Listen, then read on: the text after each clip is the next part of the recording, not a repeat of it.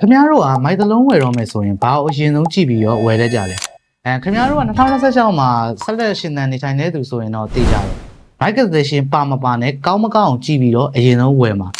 အဲ့တော့ Migration ဆိုတာဘာလဲ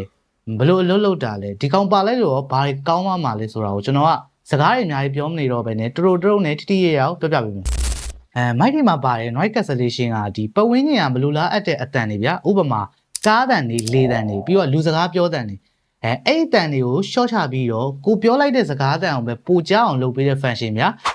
noise cancellation ပါတော့ဘာတွေကောင်းမှမဟုတ်လို့လဲnoise cancellation ပါလိုက်မယ်ဆိုရင်ကိုလူရဲ့အတန်ကိုဒီရှင်းရှင်းလင်းလင်းကြားရမယ်ပြီးွားရင်ဘေးနားစူညံတန်တွေကြောင့်ဒီကိုကအားထည့်ပြီးတော့ on နေရတာဘာမျိုးလဲမရှိတော့ဘူးဗျာအဲ့အတန်တွေကိုဖုံးသွားအောင်လို့အဲ့တော့လူလဲတက်တာတယ် quality လဲပိုကောင်းတယ်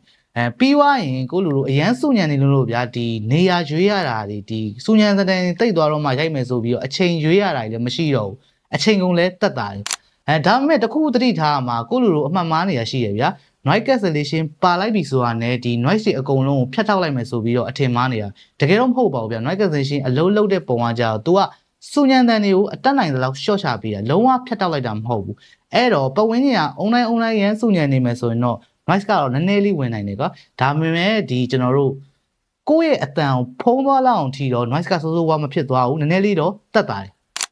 okay ဒါဆိုရင်ဒီ noise cancellation ပါတဲ့ mic တွေကိုဘယ်လိုလူတွေကဝယ်သင့်တာလဲဆိုရင်ဥပမာဒီ vlogger တွေ content creator တွေ youtuber တွေပြီးွားရင်ကိုယ့်ရဲ့အတန်ကို professional ဆန်ဆန်ဖြစ်ချင်တယ်ဆိုတဲ့သူတွေပြီးွားရင် zoom meeting တက်တဲ့လူတွေအထူးသဖြင့်ကိုယ့်ရဲ့အတန်ကိုအရန် sensitive ဖြစ်တယ်ဗျအတန်နဲ့ပတ်သက်ရင်အရန်ကို sensitive ဖြစ်တဲ့သူတွေဆိုရင်တော့ noise cancellation ပါတဲ့ mic တွေကိုဝယ်သင့်တယ်အဲ့တော့ကျွန်တော်လည်းပြောချင်တာပြောပြီးသွားပြီဆိုတော့တောင်နဲ့ဝတ္တရားရတော့ဈေးရောက်မဲ့ပိုင်းတော့ရောက်လာပြီ Nice ခုနကလည်း noise cancellation ကောင်းကြောင်းတွေဘယ်လိုအလုပ်လုပ်တာတွေလို့ကျွန်တော်ပြောပြီးသွားပြီဆိုတော့ noise cancellation ကောင်းပါတဲ့ mic ကိုလိုချင်နေဆိုရင်ကျွန်တော်တို့ H-Way မှာဈေးတန်းလိုက်ရွေးချယ်စရာအများကြီးရှိတယ်mic ဆိုတဲ့မျိုးကလည်းဗျာကိုလူတို့သိတဲ့အတိုင်းပဲကိုရန်စမ်းသက်တော့မှစိတ်ချရတာဆိုတော့ကိုလူတို့ကကိုယ်တိုင်စမ်းသက်ချင်တယ်ဆိုရင်ကျွန်တော်တို့ H-Way ဆိုင်အောင်လာခဲ့အမှ AC စမ်းပြီတော့ပဲ